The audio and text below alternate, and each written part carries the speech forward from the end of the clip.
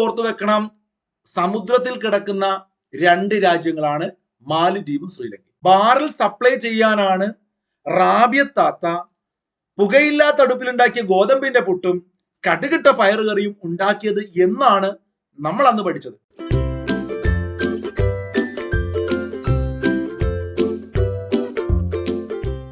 Striker കോച്ചിങ്ങിന്റെ എല്ലാ കൂട്ടുകാർക്കും പുതിയൊരു ക്ലാസ്സിലേക്ക് സ്വാഗതം. ഞാൻ ഷഹനാദ് ആണ്. എന്തെല്ലാടോ, എല്ലാവർക്കും സുഖല്ലേ? നന്നായിട്ട് പഠിക്കുന്നുണ്ടോ ചങ്ങാതിമാരെ? നിങ്ങള് നോക്കൂ, നമ്മൾ ഇന്ന് പുതിയ SCERT 7ാം ക്ലാസ്സിലെ സോഷ്യൽ സയൻസിലെ 6ാമത്തെ ചാപ്റ്റർ ഇന്ത്യൻ ഉപഭൂഖണ്ഡം, ഈ ചാപ്റ്റർ ആണ് പഠിക്കുന്നത്. നിങ്ങൾക്ക് വരാൻ പോകുന്ന 10th level, +2 level, degree level ഏതൊരു PSC പരീക്ഷയ്ക്കും SCERT കംപ്ലീറ്റ് ക്ലാസ്സുകൾ ഇവിടെ കിട്ടും. ഫ്രീ ആയിട്ട് നമ്മൾ കമ്പനി ബോർഡ് LGS വരാൻ പോവുകയാണ്. VFA ബിവറേജ് LD ഇതിന്റെ കോഴ്സ് സ്റ്റാർട്ട് ചെയ്തിട്ടുണ്ട്. യൂട്യൂബിലൂടെ ഫ്രീ ക്ലാസ് ആണ്. എല്ലാത്തിന്റെയും PDF നോട്ട് ഫ്രീ ആയിട്ട് ലഭിക്കാൻ നമ്മുടെ ടെലഗ്രാം ചാനൽ ഫോളോ ചെയ്യുക. കമന്റിൽ ഉണ്ട് കേട്ടോ, നിങ്ങൾ വായിച്ച് നോക്കുക, കമന്റ് എന്നിട്ട് അതുപോലെ ചെയ്താൽ മതി. നോക്കൂ, നമ്മുടെ ക്ലാസ്സുകളൊക്കെ ഇഷ്ടപ്പെട്ടാൽ നിങ്ങൾ ലൈക്ക് അടിക്കുക. അതുപോലെ ചാനൽ ആദ്യമായിട്ട് കാണുന്നവർ സബ്സ്ക്രൈബ് ചെയ്താൽ മാത്രം പോരാ, ആ ബെൽ ബട്ടൺ ക്ലിക്ക് ചെയ്ത് വെച്ചാലാണ് നോട്ടിഫിക്കേഷൻ കിട്ടുക. നേരിട്ട് ക്ലാസ്സിലേക്ക് പോയാലോ? ഈ ഒരു ചാപ്റ്റർ തുടങ്ങുമ്പോൾ തന്നെ ഭൂഖണ്ഡങ്ങളും സമുദ്രവും എന്നൊരു ചെറിയൊരു പിക്ചർ കൊടുത്തിട്ടുണ്ട്. നമുക്ക് എല്ലാവർക്കും അറിയുന്ന ഒരു ഫാക്ട് ആണ്. അറിയാത്തവരുണ്ട്, ഒന്ന് പഠിച്ചു വെച്ചേക്കുക. കമ്പനി ബോർഡ് LGSന് വേൾഡ് ജോഗ്രഫി സിലബസിൽ ഇല്ല എങ്കിലും LDC VFA ഒക്കെ ആവശ്യമുണ്ട് അല്ലേ? നോക്കൂ, എല്ലാവർക്കും അറിയാം. യൂറോപ്പ് കാണാം, ഏഷ്യ കാണാം, നിങ്ങൾക്ക് ആഫ്രിക്ക, പലരും ഇതൊന്നും കണ്ടിട്ടുണ്ടാവില്ല. വടക്കേ അമേരിക്ക അല്ലേ, തെക്കേ അമേരിക്ക ഒക്കെ മനസ്സിലാക്കി അങ്ങ് പഠിച്ചേ. ഓസ്ട്രേലിയ കാണാം, അതുപോലെ തന്നെ അന്റാർട്ടിക്ക കാണാം. 7 ഭൂഖണ്ഡങ്ങൾ കണ്ടോ നിങ്ങള്? അപ്പൊ ഭൂഖണ്ഡങ്ങൾ കണ്ട സ്ഥിതിക്ക് അവിടെ നിന്നും ഉപഭൂഖണ്ഡം എന്ന കൺസെപ്റ്റിലേക്ക് നമ്മൾ വരണം. വൈവിധ്യമാർന്ന ഭൂപ്രകൃതി വിഭാഗങ്ങളും കാലാവസ്ഥയുമുള്ള വിശാല ഭൂഖണ്ഡ ഭാഗങ്ങളെയാണ് എന്ത് വിളിക്കുക? ഉപഭൂഖണ്ഡങ്ങൾ എന്ന് വിളിക്കുക. സബ് കോണ്ടിനെന്റ്സ് പഠിച്ചു വെച്ചേക്കണം. ഭൂഖണ്ഡങ്ങളിലേതുപോലെ തന്നെ വൈവിധ്യമാർന്ന ഭൂപ്രകൃതി വിഭാഗങ്ങളും കാലാവസ്ഥയുമുള്ള വിശാല ഭൂഖണ്ഡ ഭാഗങ്ങളെ നമ്മൾ എന്ത് വിളിക്കുക? ഉപഭൂഖണ്ഡങ്ങൾ. എന്താന്ന് മനസ്സിലായല്ലോ? ഈ ഉപഭൂഖണ്ഡങ്ങൾ എന്ന് പറയുമ്പോൾ നമുക്ക് ഇന്ത്യയിലേക്കാണ് വരേണ്ടത്. ഇന്ത്യൻ ഉപഭൂഖണ്ഡത്തെ കുറിച്ചാണ് ഈ ചാപ്റ്റർ ഡിസ്കസ് ചെയ്യുന്നത്. അവിടെയാണ് പാമീർ പീഠഭൂമി എന്നൊരു ടോപ്പിക് നമ്മൾ കുഞ്ഞു കാര്യങ്ങൾ മനസ്സിലാക്കി വെക്കണം. പാമീർ പീഠഭൂമി ലോകത്തിന്റെ മേൽക്കൂര. പഠിച്ചു വെച്ചേക്കുക കേട്ടോ. പാ വിരിച്ച മേൽക്കൂര എന്നോ അല്ലെങ്കിൽ പായിട്ടെന്നോ കളിക്കുക. ദാർപ്പായി ഇടാറില്ലടാ, പായ്. അപ്പൊ മേൽക്കൂര, ലോകത്തിന്റെ മേൽക്കൂര, ഓട് വാർപ്പ് എന്നൊക്കെ പറയില്ലേ? അപ്പൊ ലോകത്തിന്റെ മേൽക്കൂരയാണ് ഏത് അറിയാത്ത കുഞ്ഞു മക്കളൊക്കെ ഉണ്ടാവും, പുതിയ ആളുകൾ പഠിച്ചു വെച്ചേക്കുക. പാമീർ. ഏതാണ്? പാമീർ പീഠഭൂമി. ഇത് ഏഷ്യയിലാണ് പിള്ളേരെ. ഏഷ്യ എന്ന് പറയുമ്പോൾ ഏഷ്യൻ ഭൂഖണ്ഡത്തിന്റെ തെക്ക് ഭാഗം. ഇത് അവിടെ നോക്കൂ, ഇതാണ് ഏഷ്യ എന്ന് കാണുന്നത് അല്ലെ? അപ്പൊ ഇതിന്റെ ഒരു തെക്ക് ഭാഗം എന്ന് പറഞ്ഞാൽ ഇന്ത്യയൊക്കെ ഉള്ളത് ഈ ഒരു സ്പോട്ട്, ഏഷ്യൻ ഭൂഖണ്ഡത്തിന്റെ തെക്ക് ഭാഗം. ആ തെക്ക് ഭാഗത്തെ ഇതര ഭാഗങ്ങൾ, ഏഷ്യയുടെ മുകൾ ഭാഗത്ത് നിന്നും ഭൂമിശാസ്ത്രപരമായി വേറിട്ട് നിർത്തുന്ന ഭാഗമാണ് ഏത്? പാമീർ പീഠഭൂമി. ഒന്നുകൂടി ആ കൺസെപ്റ്റ് നോക്കിക്കേ. ഏഷ്യ എന്ന് പറയുന്ന ഭൂഖണ്ഡത്തിനെ അതിന്റെ തെക്ക് ഭാഗത്തെ നിന്നും വേർതിരിച്ചു നിർത്തുന്ന ഒരു പീഠഭൂമിയുണ്ട്. അതിന്റെ പേരാണ് പാമീർ പീഠഭൂമി. അപ്പൊ ഏഷ്യയിലാണ്. ലോകത്തിന്റെ മേൽക്കൂര പാമീർ ആണ് അല്ലെ? പാമീർ പീഠഭൂമിയാണ്. അവിടെ നോക്കൂ, 2 പോയിന്റ്. ടിയാൻ ഷാൻ, കാരക്കോറം, കുൻലൂൺ, ഹിന്ദുകുഷ് എന്നീ പർവ്വത നിരകളുടെ സംഗമസ്ഥാനമാണ് പാമീർ. പാമീർ പീഠഭൂമിയെ കുറിച്ച് പൊതുവെ എല്ലാവർക്കും അറിയാമെങ്കിലും ഈ ഒരു കാര്യം ഒരു പക്ഷേ പരീക്ഷയ്ക്ക് ചോദിച്ചാൽ കിട്ടില്ല. എന്തൊക്കെയാണ്? ടിയാൻ ഷാൻ, കേൾക്കുമ്പോൾ ഒരു ചൈനീസ് പേരല്ല, ഷാങ് ഷാങ് ഷാങ് ഷാങ്. അപ്പൊ ടിയാൻ ഷാൻ. ദെൻ നമ്മുടെ സ്വന്തം കാരക്കോറം പർവ്വതനിര നിങ്ങൾക്കറിയാം. Then Kunlun, then Hindu Kush. ഒന്ന് പഠിച്ചേ. ടിയാൻ, ടീ കാരക്ക, കൂണും കൂട്ടി നല്ല ഖുഷിയായിട്ട്, ഹിന്ദു നല്ല ഖുഷിയായിട്ട് അടിച്ചു. ഹിന്ദു എന്ന് പറഞ്ഞ സമുദായത്തെ പിടിക്കാം, അല്ലെ ഇന്ത്യക്കാരെന്ന് പിടിക്കാം. അപ്പൊ ടീ ഉണ്ട് അല്ലെ? മേൽക്കൂരയിൽ പാമീർ എന്ന് പറഞ്ഞ മേൽക്കൂരയെ കുത്തിട്ട് ടീ കൂട്ടിയിട്ട് കാരക്ക, ടീ കുടിക്കുന്നു, കാരക്ക കഴിക്കുന്നു, കൂണും കഴിക്കുന്നു. വേണമെങ്കിൽ കൂണിന്റെ ഒരു സ്നാക്സ് ആയിക്കോട്ടെ. അപ്പൊ കൂണും കാരക്കയും ടീയും അതുപോലെ തന്നെ നല്ല ഖുഷിയായിട്ട് നല്ല ഹാപ്പി ആയിട്ട് ഹിന്ദു കുടിക്കുക എന്നാലും കേട്ടോ. എവിടെയാണ്? പാമീർ, ലോകത്തിന്റെ മേൽക്കൂര ഇരുന്നിട്ട്. അപ്പൊ ഇതിന്റെ ഒരു സംഗമ സ്ഥാനമാണെന്ന് ഓർത്ത് വെച്ചേക്കുക. ഇവിടെ നോക്കൂ, ചില പോയിന്റുകൾ എല്ലാം നമ്മൾ നുള്ളിപ്പെറുക്കി പഠിക്കുക കേട്ടോ. ഉന്നതമായ പർവ്വത ശിഖരങ്ങള്, ഈ പാമീറിന് തെക്കോട്ടുള്ള മേഖല, അവിടെ ഒരുപാട് പർവ്വത ശിഖരങ്ങളുണ്ട്, സമതലങ്ങളുണ്ട്, മരുഭൂമി പ്രദേശങ്ങളുണ്ട്, കാഠിന്യമേറിയ ശിലകളാൽ നിർമ്മിതമായ പീഠഭൂമി പ്രദേശങ്ങളുണ്ട്, തീരസമതലങ്ങളുണ്ട്, ദ്വീപുകളുണ്ട്. ഇങ്ങനെയുള്ള എല്ലാം ഉൾക്കൊള്ളുന്ന ആ ഒരു ഏരിയ, ഇതിനെയാണ് നമ്മൾ എന്ത് വിളിക്കുക? ഇതിനെയാണ് നമ്മൾ ഇന്ത്യൻ ഉപഭൂഖണ്ഡം എന്ന് വിളിക്കുക. അപ്പൊ ഏഷ്യയില് ഇവിടെ ഇതാ പാമീർ പീഠഭൂമി കണ്ട നിങ്ങള്, ഇതാ ഇത്രയും നേരം നമ്മൾ പറഞ്ഞ പാമീർ പീഠഭൂമി, അവിടെ 4 വര കാണാം നിങ്ങൾക്ക്. ടിയാൻ ഷാൻ അല്ലെ, ഒരു ചൈനീസ് ഒരു ഫീൽ അല്ലേ. ഖോൻലോൻ ഒരു ചൈനീസ് ഫീൽ അല്ലേ. ഹിന്ദു കുഷ് എന്ന് കേൾക്കുമ്പോൾ ആ പാകിസ്ഥാന്റെ മേഖലയിൽ ഹിന്ദു കുഷ്. ദെൻ കാരക്കോറം നമ്മുടെ ഇന്ത്യയിൽ ആ മേഖല. അപ്പൊ ഈ നാല് പ്രധാനപ്പെട്ട ഈ പറയുന്ന പർവ്വത നിരകൾ, അവയുടെ സംഗമസ്ഥാനമായ ഒരു പീഠഭൂമി, അതിനെ നമ്മൾ എന്ത് വിളിക്കും? പാമീർ പീഠഭൂമി. ആ പാമീർ പീഠഭൂമിക്ക് തെക്ക് ഭാഗത്ത് കാണുന്ന ഞാനിപ്പോ വരച്ചിരിക്കുന്ന ഈ മേഖലയ്ക്ക് നമ്മൾ എന്ത് വിളിക്കും? ഇന്ത്യൻ ഉപഭൂഖണ്ഡം എന്ന് വിളിക്കും. കൺസെപ്റ്റ് പഠിക്കണം. അപ്പൊ ഭൂഖണ്ഡം എന്ന് പറഞ്ഞാൽ ഏഷ്യ ഒരു ഭൂഖണ്ഡമാണ്, ആഫ്രിക്ക ഒരു ഭൂഖണ്ഡമാണ്. എന്നിട്ട് ഈ പറയുന്ന ഏഷ്യ എന്ന് പറയുന്ന ഭൂഖണ്ഡത്തിന്റെ തെക്ക് ഭാഗത്ത് കാണുന്ന അതിന് പേര് ഇന്ത്യ എന്നിട്ടുന്നുള്ളൂ. ഇന്ത്യൻ ഉപഭൂഖണ്ഡം എന്ന് പറഞ്ഞാൽ ഇന്ത്യ എന്ന് പറഞ്ഞ രാജ്യമല്ല. കൺസെപ്റ്റ് മനസ്സിലാക്കണം കേട്ടോ. അവിടെ ഏതൊക്കെ രാജ്യങ്ങളുണ്ട്, എന്തൊക്കെയാണ് പ്രത്യേകത, എന്തൊക്കെയാ പറയുന്നത്. അപ്പൊ അതിനു മുമ്പായിട്ട് നിങ്ങളുടെ റാങ്ക് ഫയലൊക്കെ ഇന്ത്യൻ ഉപഭൂഖണ്ഡത്തിന്റെ അതിർത്തികൾ ഒരു ബോക്സിലൊക്കെ കൊടുത്തിട്ടുണ്ടാവും. എല്ലാ റാങ്ക് ഫയലും ഉണ്ടാവും. പക്ഷെ ആ റാങ്ക് ഫയൽ ഉള്ളതായിരിക്കില്ല PSC ചോദിക്കുക. അപ്പൊ ഇന്ത്യൻ ഉപഭൂഖണ്ഡത്തിന്റെ പ്രത്യേകത നമുക്ക് പഠിക്കാം. അതിനു മുമ്പ് ആദ്യം നിങ്ങൾ അതിർത്തികൾ പഠിക്കണം. ഈ കാണുന്ന മൊത്തത്തിലുള്ള ഇന്ത്യൻ ഉപഭൂഖണ്ഡം, ഈ കാണുന്ന ബ്ലൂ കളർ പാകിസ്ഥാൻ ഉണ്ട്, ഇവിടെ നേപ്പാൾ ഉണ്ട് അല്ലെ, അതുപോലെ തന്നെ ബംഗ്ലാദേശ് കാണാം, ഭൂട്ടാൻ കാണാം. ഭൂട്ടാൻ ഇതാ, ബംഗ്ലാദേശ് ഇതാ, നേപ്പാൾ ഇതാ, പാകിസ്ഥാൻ ഇതാ കാണുന്ന, ഇന്ത്യ ഇതാ കാണുന്ന, ശ്രീലങ്ക ഇതാ കാണുന്ന, മാലിദ്വീപ് ഇതാ കാണുന്ന. ഇങ്ങനെ കാണുന്ന പറഞ്ഞു ഒന്ന് എണ്ണി നോക്കിയേ. ഇന്ത്യ കൂട്ടിയിട്ടാണ് പലരും ചെയ്യുന്ന കാര്യമാണ് അല്ലെ. അപ്പൊ 1 2 3 4 5 6 7. അപ്പൊ ഇന്ത്യൻ ഉപഭൂഖണ്ഡത്തിൽ എത്ര രാജ്യങ്ങളുണ്ട്? ഏതുറക്കത്തിൽ ചോദിച്ചാലും പഠിച്ചിരിക്കണേ. ഇത് തെറ്റിക്കരുത്. ബേസിക് ഫാക്ട് ആണ്. വലിയ സംഗതി ഒക്കെ പഠിച്ചു പോയിട്ട് പരീക്ഷയാണ് തെറ്റിക്കുക ഇതൊക്കെയാണ്. അപ്പൊ ഇന്ത്യയെ കൂട്ടിയിട്ട് നിങ്ങൾ എണ്ണിക്കഴിഞ്ഞാൽ അതിർത്തികളോ അല്ലെങ്കിൽ അതിർത്തി പങ്കുവെക്കുന്ന രാജ്യങ്ങള് അല്ലെ, ഈ കരയതിർത്തി അല്ലെങ്കിൽ സമുദ്രാതിർത്തി അങ്ങനെയൊക്കെ വരുമ്പോൾ നമുക്ക് മാറിപ്പോവും. അപ്പൊ അതുകൊണ്ടാണ് ഉപഭൂഖണ്ഡം എന്ന് കേൾക്കുമ്പം ഈ കാണുന്ന ഇന്ത്യൻ ഉപഭൂഖണ്ഡം എന്ന് പേര് ഇന്ത്യ എന്നുള്ളൂ കേട്ടോ. കാരണം വലിയ രാജ്യം ഇന്ത്യ ആയതുകൊണ്ട് പേര് ഇന്ത്യ എന്നിട്ടു. അപ്പൊ ഈ പാമീറിന് തെക്കോട്ടുള്ള ഈ ഒരു മേഖലയ്ക്ക് നമ്മൾ എന്താ വിളിക്കുക? നമ്മൾ വിളിക്കുന്ന പേരാണ് ഇന്ത്യൻ ഉപഭൂഖണ്ഡം. അതിൽ എത്ര രാജ്യങ്ങളുണ്ട്? 7 രാജ്യങ്ങളുണ്ട്. ഇതിന്റെ അതിർത്തി നോക്കൂ. ഇന്ത്യൻ ഉപഭൂഖണ്ഡത്തിന്റെ വടക്കേ അതിർത്തിയിൽ ഹിമാലയ പർവ്വതവും ഒരു മാർക്കാണേ. കിഴക്കേ അതിർത്തിയിൽ അരക്കൻ പർവ്വത നിരകളും. കിഴക്ക് ഇവിടെ ഹിമാലയം, കിഴക്കെന്താണ്? അരാക്കൻ. ഓക്കെ, അരാക്കൻ പർവ്വതനിരകൾ. നിങ്ങളുടെ റാങ്ക് ഫയലൊക്കെ ചെറിയ മാറ്റം ഉണ്ടോ കേട്ടോ. പടിഞ്ഞാറേ അതിർത്തിയിൽ ഹിന്ദു കുഷ് പർവ്വതനിരം, ഈ പാകിസ്ഥാന്റെ മേഖല പടിഞ്ഞാറ് എവിടെയാണ്? ഹിന്ദു കുഷ്. ഓക്കെ, സ്ഥിതി ചെയ്യുന്നു. അപ്പൊ അവിടെ തെക്ക് ഭാഗത്ത് എന്തായിരിക്കും? തെക്ക് ഭാഗത്ത് ഇന്ത്യൻ മഹാസമുദ്രം അല്ലേടാ. ഇവിടെ എന്താ ഉള്ളത്? എന്റെ അടിയിലാണ് ഞാൻ വരയ്ക്കുന്നത്, കാണുന്നുണ്ടല്ലോ അടിഭാഗത്ത് ആ ഇന്ത്യൻ മഹാസമുദ്രം. അപ്പൊ മുകളിൽ ഹിമാലയം, താഴത്ത് ഇന്ത്യൻ മഹാസമുദ്രം, പടിഞ്ഞാറ് ഹിന്ദു കുഷ് അല്ലെ. നിങ്ങൾ സ്ക്രീനിൽ നോക്കുമ്പോൾ ഈ പടിഞ്ഞാറ് ഭാഗത്ത് ഹിന്ദു കുഷ്. അതുപോലെ തന്നെ കിഴക്കൻ മേഖലയില് അരാക്കൻ പർവ്വതനിര. പഠിച്ചേ ഇന്ത്യൻ ഉപഭൂഖണ്ഡത്തിന്റെ 4 മേഖല. മുകളിൽ ഹിമാലയം, കിഴക്ക് അരാക്കൻ, ഇവിടെ ഹിന്ദു കുഷ്, അടിയില് ഇന്ത്യൻ മഹാസമുദ്രം. ഞാൻ എഴുതുന്നൊന്നുമില്ല, ചുമ്മാ പറഞ്ഞു കേട്ടോ. യെസ്, നൽകിയിട്ടുള്ള ഭൂപടം നമ്മളിപ്പോ കണ്ട ഭൂപടമാണ്. അതിൽ ഇന്ത്യൻ ഉപഭൂഖണ്ഡത്തിൽ ഉൾപ്പെടുന്ന രാജ്യങ്ങൾ തിരിച്ചറിഞ്ഞുകോ. ഇഷ്ടപ്പെട്ട് നോക്കിക്കേ. ഒരിക്കൽ കൂടി ഞാൻ പറയാം, നോക്ക്, ഇഷ്ടപ്പെട്ട് പഠിക്കണം. ഈ ഇന്ത്യൻ ഉപഭൂഖണ്ഡം എന്ന് പറയുമ്പോൾ മനസ്സിൽ കേട്ടുക. ദോ കിടക്കുന്നു പാകിസ്ഥാൻ, ദോ കിടക്കുന്നു നേപ്പാൾ, ഇന്ത്യയുടെ ഉള്ളിലായി കിടക്കുന്നു ഭൂട്ടാൻ, വീണ്ടും ഇന്ത്യയുടെ ഉള്ളിൽ ബംഗ്ലാദേശ്. 1 2 3 4.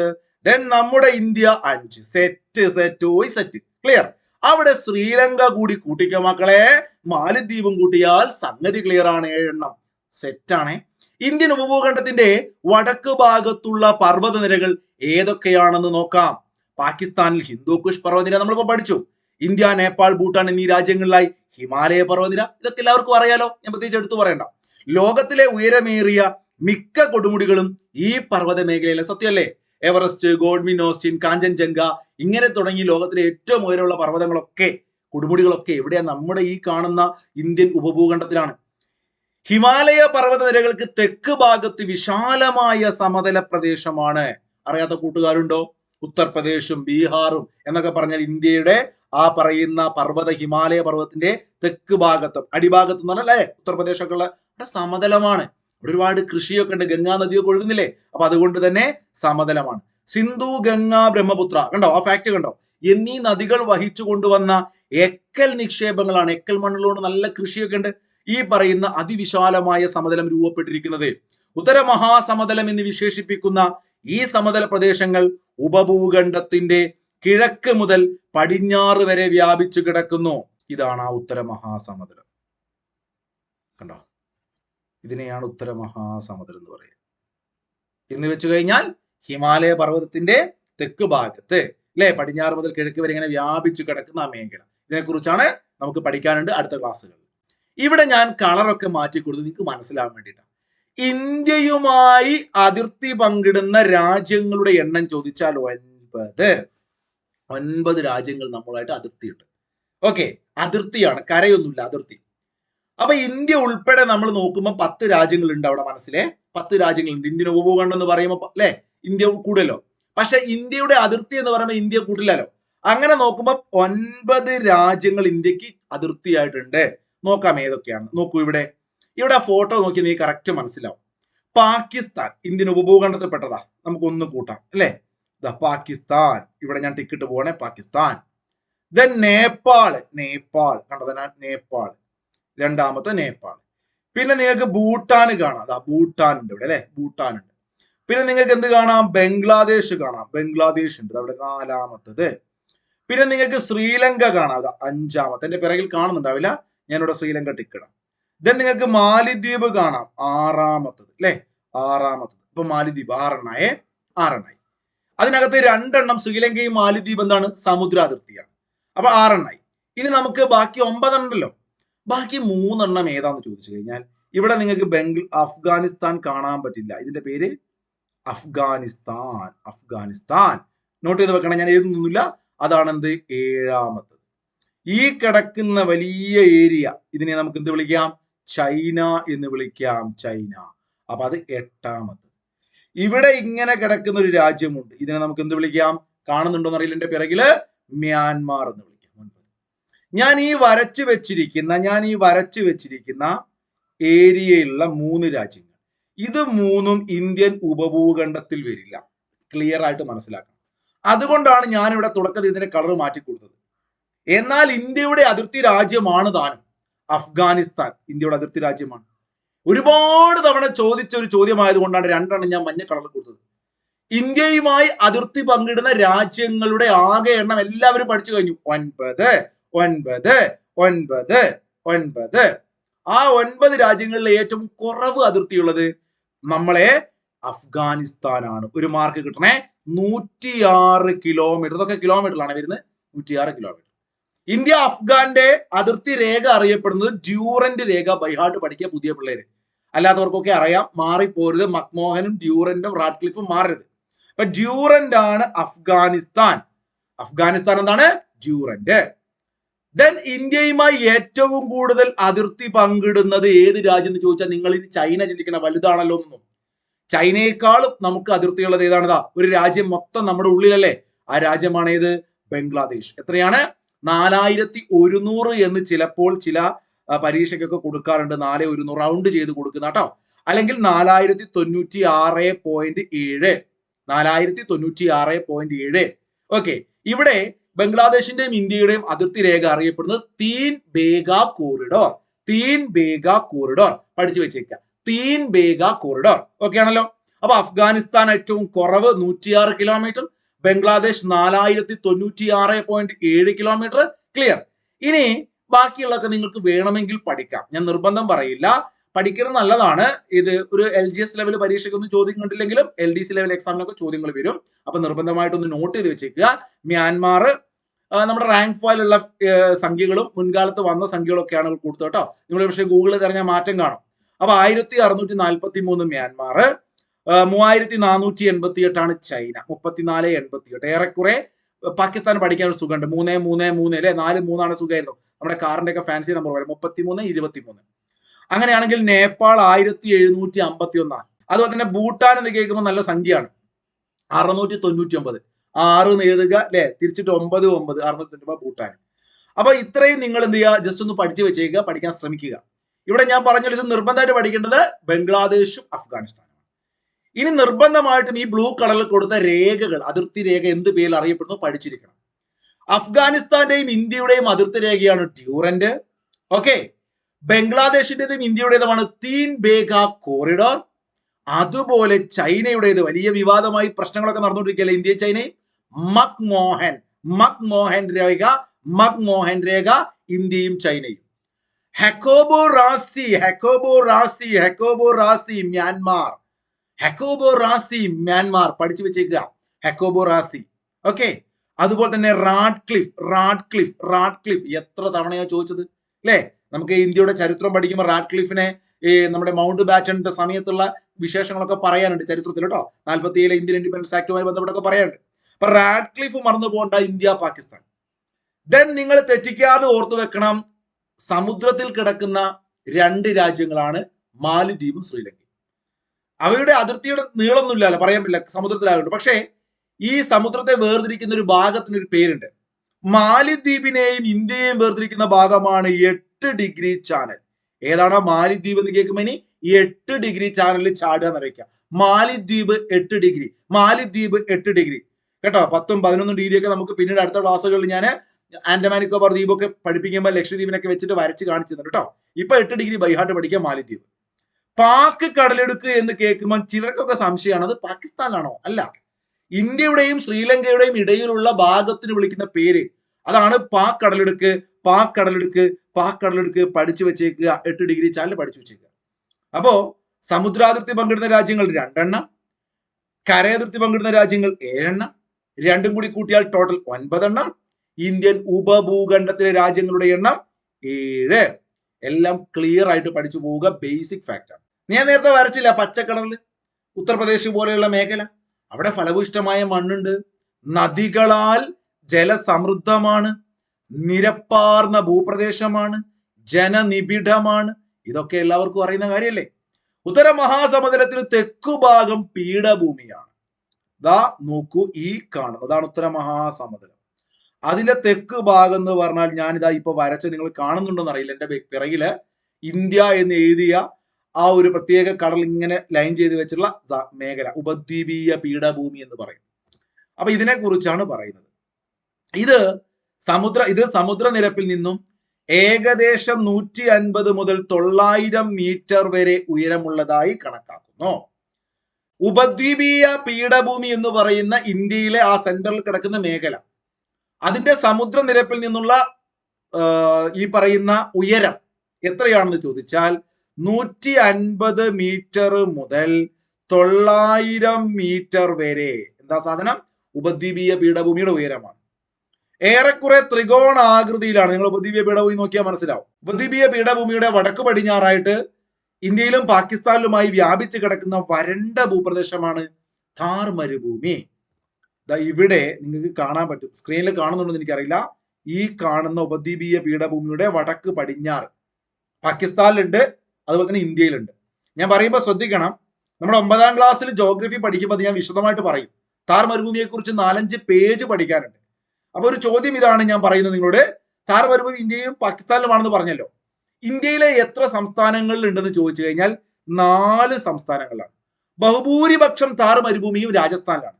കൂടാതെ ഹരിയാന, പഞ്ചാബ്, ഗുജറാത്ത്. അപ്പൊ 4 സംസ്ഥാനങ്ങളിലാണ് എന്തുള്ളത്? ഥാർ മരുഭൂമി ഉള്ളത്. പഠിച്ചു വെച്ചേക്കണേ. ഥാർ മരുഭൂമി 4 സംസ്ഥാനങ്ങളിലാണ്. ഏതൊക്കെ? ഹരിയാന, പഞ്ചാബ്, ദെൻ ഗുജറാത്ത്, പിന്നീട് രാജസ്ഥാൻ. കേട്ടോ. അപ്പൊ അതിനെക്കുറിച്ച് ജസ്റ്റ് ഒന്ന് പറയുന്നുണ്ട്. വളരെ വിരളമായി മാത്രം മഴ ലഭിക്കുന്ന ഈ പ്രദേശത്ത് കള്ളിമുൾ ചെടികളും കുറ്റിച്ചെടികളുമാണ് സ്വാഭാവിക സസ്യജാലങ്ങൾ. ഇന്ത്യൻ ഉപഭൂഖണ്ഡത്തിന് ദൈർഘ്യമേറിയ തീരപ്രദേശമാണുള്ളത്. ഇന്ത്യൻ ഉപഭൂഖണ്ഡത്തെ കുറിച്ചാണ് പറയുന്നത്. ദൈർഘ്യമേറിയ തീരപ്രദേശമാണുള്ളത്. മാലിദ്വീപ്, ശ്രീലങ്ക എന്നീ ദ്വീപ് രാഷ്ട്രങ്ങളും ലക്ഷദ്വീപ്, ആൻഡമാൻ നിക്കോബാർ തുടങ്ങിയ ചെറിയ ദ്വീപ സമൂഹങ്ങളും ഇന്ത്യൻ ഉപഭൂഖണ്ഡത്തിന്റെ ഭാഗമാണ്. ഇന്ത്യയുടെ ഭാഗത്തിന്റെ കാര്യമല്ല പറഞ്ഞത്, ഇന്ത്യൻ ഉപഭൂഖണ്ഡത്തിന്റെ കാര്യം കേട്ടോ. ഇവിടെ മുതൽ സംഗതി മാറി. ഇന്ത്യൻ ഉപഭൂഖണ്ഡത്തെ കുറിച്ച് പറയുമ്പോൾ അതിന്റെ ഭാഗമാണ് മാലിദ്വീപ്, അതിന്റെ ഭാഗമാണ് നമ്മുടെ ശ്രീലങ്ക, ലക്ഷദ്വീപ്, ആൻഡമാൻ നിക്കോബാർ എല്ലാം. ഓക്കെ, ഇനി ഇന്ത്യൻ ഉപഭൂഖണ്ഡത്തെ കുറിച്ചാണല്ലോ ഈ ചാപ്റ്റർ. നമുക്ക് വീണ്ടും ഇന്ത്യൻ ഉപഭൂഖണ്ഡത്തിലേക്ക് തന്നെ തിരിച്ചു വരാം. എന്താണ് ഇവിടുത്തെ ഒരു കാലാവസ്ഥയുടെ സവിശേഷത മക്കളെ? കാലാവസ്ഥയിൽ പ്രാദേശിക വൈവിധ്യങ്ങൾ നിലനിൽക്കുമ്പോഴും ഇന്ത്യൻ ഉപഭൂഖണ്ഡത്തിലെ കാലാവസ്ഥ പൊതുവെ മൺസൂൺ കാലാവസ്ഥ എന്നറിയപ്പെടുന്നു. ചോദ്യം വരും ചിലപ്പോൾ. ഇന്ത്യൻ ഉപഭൂഖണ്ഡത്തിലെ കാലാവസ്ഥ മൺസൂൺ കാലാവസ്ഥ എന്ന് പൊതുവെ അറിയപ്പെടുന്നു. ഒരു സ്റ്റേറ്റ്മെന്റാ. അപ്പൊ നിങ്ങൾ ഇങ്ങനെ ചിന്തിക്കും, ഇന്ത്യൻ ഉപഭൂഖണ്ഡം മൺസൂൺ കാലാവസ്ഥയാണോ അല്ലയോ എന്നൊക്കെ ചിന്തിക്കും. പരീക്ഷയ്ക്ക് മാർക്ക് കിട്ടണം കേട്ടോ. അപ്പൊ ഇതൊക്കെ നോട്ട് ചെയ്ത് വെക്കേണ്ട പോയിന്റ് കൂടിയാണ്. അതാണ് SCRT ഇങ്ങനെ പഠിക്കണമെന്ന് ഞാൻ പറയുന്നത്. നോക്കൂ, ഇന്ത്യൻ ഉപഭൂഖണ്ഡത്തിലെ കാലാവസ്ഥ പൊതുവെ മൺസൂൺ കാലാവസ്ഥ എന്നറിയപ്പെടുന്നു. പൊതുവെ ഋതുക്കൾ എന്നർത്ഥം വരുന്ന മൗസിം എന്ന അറബ് പദത്തിൽ നിന്നാണ് മൺസൂൺ എന്ന വാക്ക് രൂപപ്പെട്ടത്. ഇതൊരു PYQ കേട്ടോ. മൺസൂൺ എന്നത് എവിടെ നിന്ന് വന്നാണ്? അറബി വാക്കാണ് മൺസൂൺ. അറബി പദമാണെന്ന് മുമ്പ് PYQ ചോദിച്ചിരുന്നു. മൺസൂൺ മൗസിം എന്ന അറബ് പദത്തിൽ കേട്ടോ. ഇനി നല്ലൊരു പോയിന്റ് പറയാം. ഇന്ത്യൻ ഉപഭൂഖണ്ഡത്തിന്റെ കാലാവസ്ഥയെ മൺസൂൺ കാറ്റുകൾ സ്വാധീനിക്കുന്നുണ്ട്. ഈ കാറ്റ് ഋതുക്കൾക്കനുസരിച്ച് ദിശ മാറുന്നവയാണ്. അപ്പൊ കാറ്റ് വരുന്നു, ഋതുക്കൾ മാറുന്ന സമയത്ത് ആ കാറ്റ് ദിശ മാറി വരുന്നുണ്ട്. ഈ കാറ്റിനെയും ഈ ഋതുക്കളെയും ഒക്കെ ബന്ധപ്പെട്ടിട്ടാണ് നമ്മുടെ ഈ ഒരു ഇന്ത്യൻ ഉപഭൂഖണ്ഡത്തിനകത്തുള്ള കാലാവസ്ഥ എന്ന് പറയുന്നത്. അതെങ്ങനെയാണെന്ന് ഞാൻ പറഞ്ഞുതരാം. അതിനിടയിൽ ചെറിയൊരു പോയിന്റ് എക്സ്ട്രാ കുഞ്ഞുങ്ങളോട് പറയുന്നതിൽ നിന്നും നമുക്കൊരു പേര് പിടിക്കാം. അൽ മസൂദി എന്നാണ് അയാളുടെ പേര്. അൽ മസൂദി. ചിലപ്പോൾ ബിരിയാണി കൊടുത്താലോ കേട്ടോ. ഇങ്ങനത്തെ ചില പേരുകളൊക്കെ നിങ്ങളൊന്ന് നോട്ട് ചെയ്ത് വെക്കണം. അറബ് സഞ്ചാരിയും എഴുത്തുകാരനുമാണ് അൽ മസൂദി. അൽ മസൂദി. ഇങ്ങനെയായിരിക്കും ചിലപ്പോൾ ചോദിക്കുക നിങ്ങളോട്, ഋതുഭേദങ്ങൾക്കനുസരിച്ച് ദിശ മാറുന്ന മൺസൂൺ കാറ്റുകളെ കുറിച്ച് പ്രതിപാദിക്കുന്ന, ഋതുഭേദങ്ങൾക്കനുസരിച്ച് ദിശ മാറുന്ന മൺസൂൺ കാറ്റുകളെ കുറിച്ച് പ്രതിപാദിച്ച സഞ്ചാരി ആരാണ്? ഇബ്നു ബത്തൂത്ത അല്ലേ? അതുപോലെ തന്നെ അബ്ദുൾ റസാഖ്. ഇങ്ങനെയുള്ള പേരുകളൊക്കെ കേൾക്കുമ്പോൾ പെട്ടെന്ന് മനസ്സിലേക്ക് ഒരു മുസ്ലിമാണെന്ന് പഠിച്ചിട്ട് കാര്യമില്ല കേട്ടോ. അപ്പൊ അൽ മസൂദി, അൽ മസൂദി, അൽ മസൂദി എന്ന് പറയുന്ന പേര്, മൗസിം എന്ന പേര് അവിടെ നമുക്ക് കണക്ട് ചെയ്ത് വെക്കാം. അൽ മസൂദി എന്ന് കേൾക്കുമ്പോൾ മൗസിം കാലാവസ്ഥ, ഋതുഭേദങ്ങൾക്കനുസരിച്ച് ദിശ മാറുന്ന മൺസൂൺ കാറ്റുകൾ. ക്ലിയർ ആണോ? ഇനി പറയുന്നത് സൂര്യന്റെ അയനത്തെ കുറിച്ചാണ്. ഇതൊരു വളരെ വിശാലമായി മനസ്സിലാക്കി പഠിക്കേണ്ട ടോപ്പിക്കാണ്. മറ്റൊരു ക്ലാസ്സിൽ SCRT ഇത് വിശദമായിട്ട് ഞാൻ പറയുന്നത് കൊണ്ട് ഒരു പക്ഷേ ഈ ടോപ്പിക്ക് ഈ ഒരു ഭാഗം മനസ്സിലാവാത്തവര് ആ ക്ലാസ് കണ്ടാൽ ക്ലിയർ ആവും കേട്ടോ. സൂര്യന്റെ ആപേക്ഷിക സ്ഥാനം ഞാനൊന്ന് പറയാം സിമ്പിൾ ആയിട്ട്. പിള്ളേരെ നിങ്ങൾക്ക് മനസ്സിലാവുന്നുണ്ടോ നോക്കുക നിങ്ങൾ കേട്ടോ. സൂര്യന്റെ ആപേക്ഷിക സ്ഥാനം ഉത്തരായന രേഖയ്ക്കും എന്ന് വെച്ചാൽ ഭൂമി ഇതാണേ. നമുക്ക് രണ്ട് വര വരയ്ക്കാം. ഒരു ഭൂമി ഇതാ, ജസ്റ്റ് ഞാൻ ഇങ്ങനെ വരയ്ക്കാം. ഒരു വര ഇവിടെയും വരയ്ക്കുന്നു, ഒരു വര ഇവിടെയും വരയ്ക്കുന്നു. ഇത് സെന്റർ കൂടി ഒരു എന്തുണ്ട്, ഭൂമധ്യ രേഖ ഉണ്ട് വിചാരിക്കുക. നിങ്ങൾ കാണുന്ന പോലെ ഉണ്ടാവില്ല. ഒരു ഡെമോ വരയ്ക്കുക. ഭൂമിയുടെ സെന്ററിൽ ഭൂമധ്യ രേഖ, മുകളിൽ ഉത്തരായന രേഖ വരയ്ക്കുന്നു, താഴത്ത് ദക്ഷിണായന രേഖ. അപ്പൊ ഇതൊന്നും അറിയാത്തവരുണ്ടാവും. എന്താണ് ഉത്തരായന രേഖ? 22.5 ഡിഗ്രി. ഓക്കെ, അത് കഴിഞ്ഞിട്ട് 66 ഡിഗ്രി, അങ്ങനെ 90 ഡിഗ്രി പോളിലേക്ക് എത്തും. അങ്ങനെയൊക്കെ ഉണ്ട്, നമുക്കത് പിന്നീട് പറയാം. അപ്പൊ തൽക്കാലം ഈ പറയുന്ന ഉത്തരായന രേഖ എന്ന് പറഞ്ഞാൽ വടക്ക് മേഖല, ഉത്തരം എന്ന് പറഞ്ഞാൽ മുകളിലാണല്ലോ. അപ്പൊ ഭൂമധ്യരേഖയ്ക്ക് മുകളിൽ 23 ഡിഗ്രിയിൽ ഇവിടെ ഞാൻ ഉത്തരായന രേഖ എന്ന് പറയുന്നു. അപ്പൊ ഇന്ത്യ എന്ന് പറയുന്ന കുഞ്ഞിമോന്റെ ഏകദേശ പൊസിഷൻ ഇതാ ഇവിടെയാണ് ചിന്തിക്കുക, ഉത്തരായന രേഖയിൽ കേട്ടോ. അപ്പോ നമ്മുടെ സൂര്യട്ടൻ അവിടെ തന്നെ ഫിക്സ് ആണ്. പക്ഷെ ഭൂമിയുടെ കറക്കം, ഭൂമിയുടെ ആ ചെരിവ്, ഇതൊക്കെ മൂലം സംഭവിക്കുന്ന ഒരു പ്രതിഭാസമാണ് ഈ സൂര്യന്റെ അയനം എന്ന് പറയുന്നത്. അപ്പൊ നിങ്ങൾ ഇത്രമാത്രം സിമ്പിൾ ആയിട്ട് മനസ്സിലാക്കി വെക്കുക.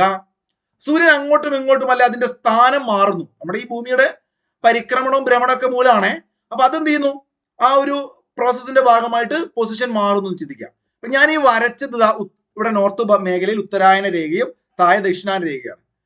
അപ്പൊ നമുക്ക് ഈ അങ്ങോട്ടും ഇങ്ങോട്ടുമുള്ള സൂര്യന് അതായത് ഇന്ന ഒരു പൊസിഷനിൽ, ഒരു ഉദാഹരണം പറയാം, സൂര്യൻ ഈ പൊസിഷനിൽ നിൽക്കുമ്പോൾ ഇവിടേക്ക് കൂടുതൽ ചൂട് കിട്ടും. കുറച്ച് കഴിഞ്ഞിട്ട് അല്ലെങ്കിൽ കുറച്ച് മാസം കഴിയുമ്പോൾ സൂര്യൻ ഇവിടെ ചിന്തിക്കുക സപ്പോസ്. അപ്പൊ നേരിട്ട് സൂര്യന്റെ ചൂട് കുറച്ച് ഇവിടെ കിട്ടും. ഈ ഒരു കൺസെപ്റ്റ് നിങ്ങൾക്ക് ഉണ്ടാവണം. അപ്പൊ സൂര്യന്റെ പൊസിഷൻ അങ്ങോട്ടും ഇങ്ങോട്ടും മാറുന്നുണ്ട്. ഭൂമിയിൽ നിൽക്കുമ്പോൾ ആ ഭൂമിയുടെ 23 ഡിഗ്രി വടക്ക് മേഖലയിലും ഈ താഴ്ഭാഗത്ത് 23 ഡിഗ്രി ദക്ഷിണ മേഖല കേട്ടോ. അതിന് നമ്മൾ ദക്ഷിണായന രേഖയ്ക്കും അതുപോലെ തന്നെ ഉത്തരായന രേഖയ്ക്കും ഇടയിലുള്ള ഈ പറയുന്ന സൂര്യന്റെ ആപേക്ഷിക സ്ഥാനം, ഇതിനെ നമ്മൾ സൂര്യന്റെ അയനം എന്ന് വിളിക്കുക. ഈ ഒരു പ്രതിഭാസമാണ് അയനം, അങ്ങോട്ടും ഇങ്ങോട്ടും മാറാന്ന് അറിയിക്കുക. അപ്പൊ ഭൂമിയുടെ പരിക്രമണവും ഭൂമിയുടെ അച്ചുതണ്ടിന്റെ ചെരിവും, ഞാൻ നേരത്തെ പറഞ്ഞപ്പോൾ ഭ്രമണം എന്ന് പറഞ്ഞിട്ട് ടങ് സ്ലിപ്പാണ്. അപ്പൊ ഭൂമിയുടെ പരിക്രമണവും ഭൂമിയുടെ അച്ചുതണ്ടിന്റെ ചരിവുമാണ് ഇത്തരത്തിൽ സൂര്യന് സ്ഥാനമാറ്റം ഉണ്ടാകുന്നതിനായി അനുഭവപ്പെടുന്നതിന് കാരണം. ഓക്കെ, അപ്പൊ സൂര്യന്റെ അയനം എന്താണെന്ന് ജസ്റ്റ് ഒന്ന് മനസ്സിലാക്കി അങ്ങോട്ടും ഇങ്ങോട്ടുള്ള ആ ഒരു സൂര്യന്റെ പൊസിഷൻ മാറുക. ഇവിടെ നിങ്ങൾ മനസ്സിലാക്കേണ്ട പോയിന്റ് ഇത്രയേ ഉള്ളൂ. സൂര്യന്റെ അയനം മൂലം ഉത്തരായന കാലം എന്ന് പറഞ്ഞു കഴിഞ്ഞാൽ ആ സൂര്യന്റെ വെളിച്ചം, നിങ്ങൾ അങ്ങനെ വെളിച്ചം എന്നൊക്കെ പറഞ്ഞ് ആലോചിക്കുക, പെട്ടെന്ന് മനസ്സിലാൻ വേണ്ടിയാ, അല്ലെങ്കിൽ സൂര്യന്റെ പൊസിഷൻ നേരിട്ട് ഉത്തര അയന രേഖ, അതായത് നമ്മുടെ ഭൂമധ്യരേഖയുടെ മുകൾ മേഖലയിലായിരിക്കും ഉണ്ടാവുക. എന്ന് വെച്ചാൽ ഇന്ത്യയുടെ ആ മേഖലയിലായിരിക്കും ഉണ്ടാവുക എന്ന് ചിന്തിക്കുക. ഇന്ത്യയുടെ ആ നമ്മുടെ ലാൻഡ് ഉണ്ടല്ലോ, ഇന്ത്യൻ ലാൻഡ്, ഉപഭൂഖണ്ഡത്തിന്റെ ലാൻഡ്, ആ മേഖലയിലായിരിക്കും ചിന്തിക്കുക. അപ്പൊ ഇന്ത്യൻ ഉപഭൂഖണ്ഡത്തിന് മുകളിലായിട്ട് ഈ സൂര്യന്റെ അയനം മൂലം ഉത്തരായന കാലത്ത് സൂര്യൻ എത്തുന്ന സമയത്ത് അവിടുത്തെ കരഭാഗം എന്ന് വെച്ചാൽ മധ്യപ്രദേശ്, നിങ്ങൾ കാണുന്ന പാകിസ്ഥാന്, ഡൽഹി, ഈ മേഖലയൊക്കെയാണ് കരഭാഗം ഉദ്ദേശിക്കുന്നത്. ഇവിടുത്തെ മുകളിലുള്ള വായു ചൂട് പിടിച്ചെന്ത് ചെയ്യും, മുകളിലോട്ട് ഉയരും. ആ ഒരു ലോജിക്ക് കൺസെപ്റ്റ് കിട്ടണേ. സൂര്യന്റെ അയനമാണ് സംഭവം. അപ്പൊ അങ്ങനെ അയനം സംഭവിക്കുമ്പോൾ ഉത്തരായന കാലത്ത് സൂര്യന്റെ ചൂട് ഇങ്ങനെ ശക്തമായിട്ട് ഇന്ത്യൻ ഉപഭൂഖണ്ഡത്തിന്റെ ആ മേഖലയുടെ മുകളിലെ വായുവിനെ ചൂട് പിടിപ്പിച്ചെന്ത് ചെയ്യും, വായു മുകളിലോട്ട് പോകും. നിങ്ങൾക്കറിയാം, വായു അല്ലെങ്കിൽ ഏതൊരു കാര്യവും ഒരു ഭാഗത്തുനിന്ന് മുകളിലോട്ട് പോകുമ്പോൾ സ്വാഭാവികമായിട്ടും വായു ആണെങ്കിൽ എന്ത് ചെയ്യും, ഗാഢത കൂടിയെന്ന് ഗാഢത കുറഞ്ഞിലേക്ക് പോകുന്നൊക്കെ നമ്മൾ പഠിച്ചില്ലേ, ബേസിക് കൺസെപ്റ്റ്. അതുപോലെ തന്നെയാണ് കാറ്റ്, വായു ഒക്കെ എന്ത് ചെയ്യും, ഇവിടെ ചൂട് കൂടി മുകളിലോട്ട് പോകും. നമ്മൾ കടൽക്കാറ്റും കരക്കാറ്റും ഒക്കെ അറിയാലോ. അപ്പൊ അതുപോലെ എന്ത് സംഭവിക്കും, അപ്പൊ ഈ മേഖലയിലുള്ള ചൂട് പിടിച്ചിട്ട് വായു മുകളിലോട്ട് പോകുമ്പോ കടൽ അഥവാ സമുദ്ര മേഖലയിൽ നിന്ന് എന്ത് ചെയ്യും, കാറ്റ് ഈ കരഭാഗത്തേക്ക് അടിച്ചുവിട്ട് വരും. ഇങ്ങനെ വരുന്ന സമയത്ത് കാറ്റ് താനേ വരികയല്ല, മൂപ്പര് മഴയും കൊണ്ടാ വരിക എന്ന് ആലോചിക്കുക. അപ്പൊ ആ ഒരു കൺസെപ്റ്റ് അത്രേ ഉള്ളൂ. അപ്പൊ ഇങ്ങനെ പറയുമ്പോൾ നോക്കൂ, ചൂട് പിടിച്ച് മുകളിലേക്ക് വരുന്നു, ഇവിടേക്ക് സമുദ്രത്തിൽ നിന്നും ഈർപ്പം നിറഞ്ഞ കാറ്റ് വീശുകയും ഉപഭൂഖണ്ഡത്തിന്റെ പല ഭാഗങ്ങളിലും മഴ ലഭിക്കുകയും ചെയ്യുന്നു. കൺസെപ്റ്റ് ക്ലിയർ ആണേ. ഇതൊന്നും ഒരിക്കലും ബൈഹാർട്ട് പഠിക്കരുത്, മനസ്സിലാക്കി പഠിക്കുക. അപ്പൊ സൂര്യന്റെ അയനം 23:30 വടക്ക് ഉത്തരായനം, അല്ലെ, താഴത്ത് 23:30 ദക്ഷിണായനം. അപ്പൊ സൂര്യന്റെ അയനം സംഭവിക്കുന്നുണ്ട്. അപ്പൊ ഇന്ത്യൻ ഉപഭൂഖണ്ഡത്തിന്റെ മുകളിൽ സൂര്യൻ എത്തുന്നു. ആ സമയത്ത് അവിടുത്തെ കരഭാഗത്തെ വായു ചൂട് പിടിച്ച് മുകളിലേക്ക് ഉയരുന്നു. അപ്പൊ സമുദ്രത്തിൽ നിന്നും അങ്ങോട്ട് വീശുന്നതാ. മറ്റൊരു ഫോട്ടോ കണ്ട നിങ്ങൾക്ക് മനസ്സിലാവും. കണ്ടോ, ഇവിടെ ഇന്ത്യൻ ഓഷ്യൻ, ഇത് ഞാൻ SCR ഇല്ലാത്ത ഫോട്ടോ കൊടുത്താട്ടോ, ഇങ്ങോട്ട് ഇങ്ങനെ അടിക്കുന്നു, എന്ന് വെച്ചാൽ കരഭാഗത്തേക്ക് അടിക്കുന്നു. ഇനി നേരെ ഓപ്പോസിറ്റ് ഞാൻ ഫോട്ടോ കൊടുത്തിട്ടുണ്ട്, നോക്കൂ. അപ്പൊ അതിന്റെ കുറച്ചു കാര്യങ്ങളോട് പറയട്ടെ. മെയ് ജൂൺ മാസങ്ങളിൽ തെക്ക് പടിഞ്ഞാറ് ദിശ, തെക്ക് പടിഞ്ഞാറ് അടിഭാഗം, ആ തെക്ക് പടിഞ്ഞാറ് ദിശയിൽ ഇങ്ങനെ, ആ പടിഞ്ഞാറ് എന്ന് പറയുമ്പോൾ പടിഞ്ഞാറ് ഇങ്ങനെ വരിക കേട്ടോ, കേരളം ഉൾപ്പെടുന്ന ആ മേഖല, താഴത്ത് അറബിക്കടലിന്റെ മേഖല. അപ്പൊ അവിടുന്ന് ഇന്ത്യൻ മഹാസമുദ്രത്തിൽ നിന്നും ഉപഭൂഖണ്ഡത്തിലേക്ക് വീശുന്ന കാറ്റുകൾ ഇന്ത്യൻ ഉപഭൂഖണ്ഡത്തിൽ വ്യാപകമായി മഴയ്ക്ക് കാരണമാകും. ഇനി തിരിച്ച് ഇതേ സംഗതി ദക്ഷിണായനം എന്ന് പറയുന്ന ഒരു കൺസെപ്റ്റ്, എന്ന് വെച്ചാൽ താഴ്ഭാഗത്തേക്ക് ഇതിങ്ങനെ വരും. ഓക്കെ, അപ്പോ ശ്രദ്ധിക്കണം, താഴ്ഭാഗത്തേക്ക് വരും എന്ന് പറയാൻ കാരണം സൂര്യന്റെ പൊസിഷൻ മാറുക. അപ്പൊ ഈ സമുദ്രത്തിന്റെ മേഖലയിലേക്ക് ചൂട് ഇങ്ങനെ എത്തും, സൂര്യൻ അവിടേക്ക് എത്തും. അപ്പൊ എന്താ സംഭവിക്കുക, ആ സമുദ്രഭാഗത്തെ വായു ചൂട് പിടിച്ചെന്ത് ചെയ്യും, മുകളിലോട്ട് പോകും. അപ്പൊ ഈ കരഭാഗത്ത് നിന്ന് വായു എന്ത് ചെയ്യും, ഇങ്ങോട്ട് വരും. ഇതേ പരിപാടി.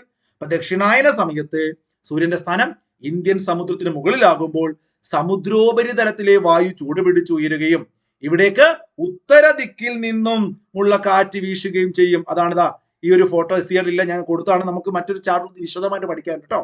അപ്പൊ കണ്ടോ, കാറ്റ് ആ ഒരു പൊസിഷൻ ഏരോ മാർക്ക് ഇല്ലേ, കരഭാഗത്ത് നിന്ന് കടലിലോട്ട് അടിക്കും. ഇത് സെപ്റ്റംബർ ഒക്ടോബർ മാസങ്ങളിലാണ് വീശുക. ഇങ്ങനെ വീശുമ്പോഴും എന്ത് സംഭവിക്കാറുണ്ട്, വടക്ക് കിഴക്ക് നിന്നും തെക്ക് പടിഞ്ഞാറോട്ട് വീശുന്ന ഈ കാറ്റുകൾ പൊതുവെ വരണ്ടതാണ്, വലിയ മഴയൊന്നും ഉണ്ടാവില്ല. നമ്മൾ നേരത്തെ പറഞ്ഞ നമ്മുടെ സമയം, ആ മാസം ഏതെന്ന്, മെയ് ജൂൺ മാസങ്ങൾ അല്ലെ, മഴക്കാലം എന്ന് പറയുന്നത് ആ ഒരു മാസം ഉണ്ടല്ലോ. അപ്പൊ അത് നല്ല മഴക്കാലം എന്ന് പറയാൻ കാരണം നല്ല ഈർപ്പുള്ള കാറ്റായിരിക്കും. എന്നാൽ സെപ്റ്റംബർ ഒക്ടോബർ മാസങ്ങളിൽ വീശുന്നത് വരണ്ട കാറ്റായിരിക്കും. അതുകൊണ്ട് മഴയുടെ അളവ് കുറവായിരിക്കും എന്നത് ഒരു സ്റ്റേറ്റ്മെന്റ് ആയിട്ട് ചോദിക്കും. ക്ലിയർ ആണേ, നിങ്ങൾക്ക് കിട്ടുമല്ലോ, കിട്ടും.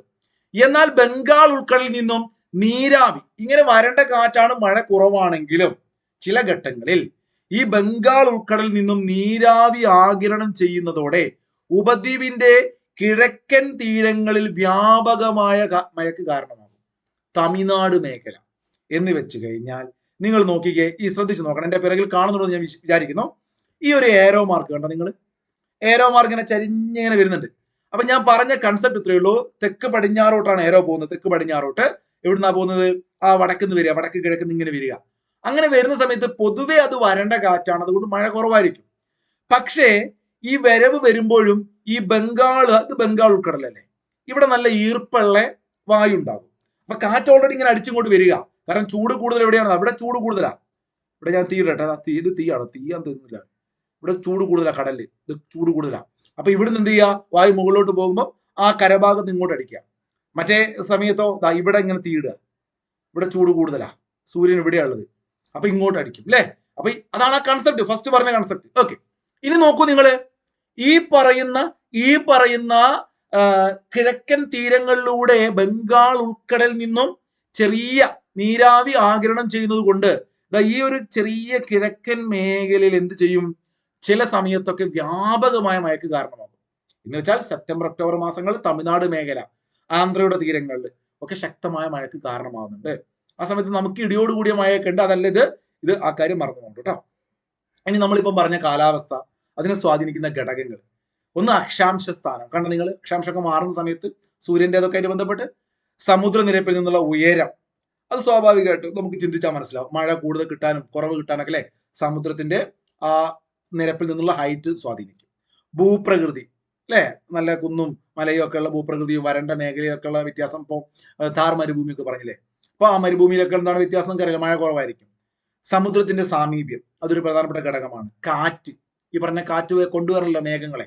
അപ്പൊ ഇതൊക്കെയാണ് നിങ്ങളൊന്ന് മനസ്സിലാക്കി പഠിക്കുക, കാലാവസ്ഥയെ സ്വാധീനിക്കുന്ന പ്രധാനപ്പെട്ട ഘടകങ്ങൾ. ഇനി ഞാൻ കുറച്ച് കാര്യങ്ങൾ വായിക്കാം. പ്രധാന അക്ഷാംശ രേഖയായ ഉത്തരായന രേഖ, ഞാൻ നേരത്തെ പറഞ്ഞ ഉത്തരായന രേഖ, ദക്ഷിണായന രേഖ കേട്ടോ. ഉത്തരായന രേഖയ്ക്ക് ഇരുവശവും വ്യത്യസ്ത കാലാവസ്ഥയാണ് അനുഭവപ്പെടുന്നത്. ഉത്തരായന രേഖയ്ക്ക് വടക്ക് ഭാഗത്ത് മിതോഷ്ണ കാലാവസ്ഥയും തെക്ക് ഭാഗത്ത് ഉഷ്ണ കാലാവസ്ഥയുമാണ് അനുഭവപ്പെടുന്നത്. ഇതാണ് നമുക്ക് ഉത്തരായന രേഖ എന്ന് കണക്കാക്കാം. ഇതാണ് കേട്ടോ ഉത്തരായന രേഖ. ഞാൻ ഒരു ഡെമോ വരയ്ക്കാം കേട്ടോ, നിങ്ങൾ ഇനി അങ്ങനെ ചിന്തിക്കണ്ട. ഇതിന്റെ വടക്ക് മേഖല മുകളിലോട്ട് മിതോഷ്ണ കാലാവസ്ഥ, തെക്ക് ഭാഗത്തോ, എടാ ഇത് ഭൂമധ്യരേഖയുടെ അടുത്തല്ലേ, അതുകൊണ്ട് സ്വാഭാവികമായിട്ട് എന്തായിരിക്കും, ഉഷ്ണ കാലാവസ്ഥ. മനസ്സിലായോ? അങ്ങനെ ചിന്തിച്ചു വെക്കാൻ പറയാ. ഭൂമധ്യരേഖ അടുത്ത് പറയുമ്പോൾ ചൂട് കൂടുതലായിരിക്കുമല്ലോ. അപ്പോ ഈ പറയുന്ന ഉത്തരായന രേഖയുടെ വടക്ക് ഭാഗത്ത് മിതോഷ്ണ കാലാവസ്ഥയും തെക്ക് ഭാഗത്ത് ഉഷ്ണ കാലാവസ്ഥയുമാണെന്ന കാര്യം മറന്നു പോകണ്ട. ഓക്കെ ആണല്ലോ? ഇത് ഞാൻ അടുപ്പിച്ച് വരച്ചുകൊണ്ടാണ് ചിലർക്ക് ഇത് കാണുമ്പോൾ ഇനി കൺഫ്യൂഷൻ ആയിരിക്കും. മനസ്സിലാക്കി പഠിച്ചാൽ മതി കേട്ടോ. മനസ്സിലാക്കി പഠിച്ചാൽ സംഗതി ക്ലിയർ ആണ്. ഇത് ഭൂമധ്യരേഖ, ഇതിപ്പോ കുറച്ചുകൂടി വലുതാക്കി വരയ്ക്കുക. ഇത് ഉത്തരായന രേഖ, ഈ കാണുന്നതും ഈ കാണുന്ന തൊട്ടടുത്തുള്ള ഇതിനെ നമ്മൾ എന്താ വിളിക്കുക, ഉത്തരായന രേഖ കേട്ടോ. ഓക്കെ, അപ്പൊ ഉത്തരായന രേഖയുടെ വടക്ക് മേഖല, ഇതിനെന്താ ഈ കറുപ്പിച്ചത് എന്താ വിളിക്കുക, മിതോഷ്ണ മേഖല. ഇതാണ് മിതോഷ്ണ മേഖല. ഞാൻ എഴുതിയൊക്കെ കുഴപ്പമുണ്ട്. ഇതാണ് ഏത്, ഉഷ്ണമേഖല. ഇത്ര പറഞ്ഞു. ഇനി ഉഷ്ണമേഖലയിൽ ശൈത്യകാലത്തും ഉഷ്ണകാലത്തും അനുഭവപ്പെടുന്ന താപനിലയിലെ അന്തരം പൊതുവെ മിതമായിരിക്കും. ഉഷ്ണമേഖല എന്നൊക്കെ കേൾക്കുമ്പോൾ നിങ്ങൾ തെറ്റിദ്ധരിക്കേണ്ട, നമ്മുടെ ഇന്ത്യ, കേരളം അല്ലെങ്കിൽ തമിഴ്നാടൊക്കെ ഉൾപ്പെടുന്ന മേഖലയാണ്. അവിടെ ശൈത്യകാലത്തും ഉഷ്ണകാലത്തും അനുഭവപ്പെടുന്ന താപനിലയിലെ അന്തരം പൊതുവെ മിതമായിരിക്കും.